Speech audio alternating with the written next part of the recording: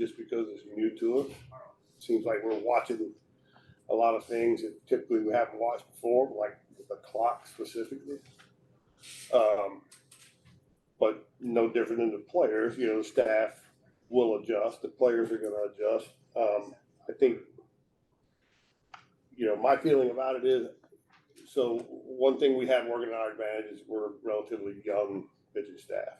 So I think we will be able to adapt quicker. That's my hope.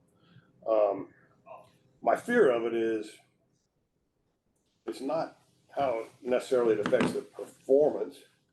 I worry about the starters and, you know, their volume. And as they get deeper in games and all of a sudden you got to back up a base, you got to cover first, you know, things happen and yet you're still, you know, under the clock. That rhythm and cadence picks up. And so typically in a tough inning, a long inning, you're going to tire more quickly. And when that happens, you're at more risk of injuries. And that's what we're always trying to avoid.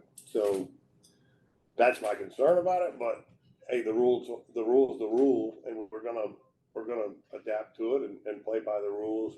And again, we're young. I think we'll adjust quickly. Do you guys have any clarity yet on if pitchers will be allowed to call their own pitches and where the? Well, they are allowed to do that in spring training.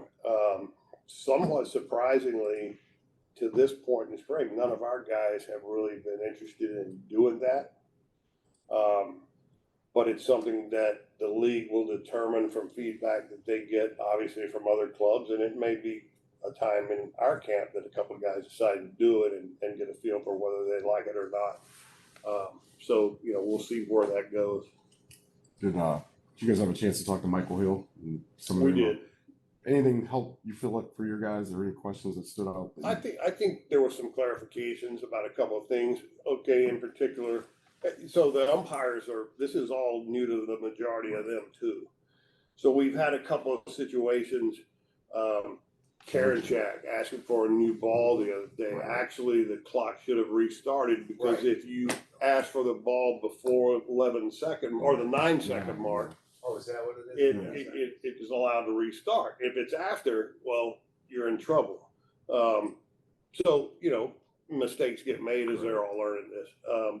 Backing up a base, we had Quantrill back up third in the first game. And when he came back, as he came back to the mound, when he crossed the third baseline, they started the clock.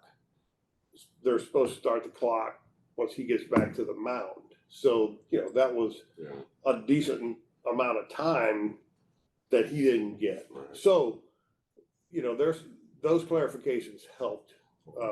And again, we understand, you know, the umpire, everyone's learning this.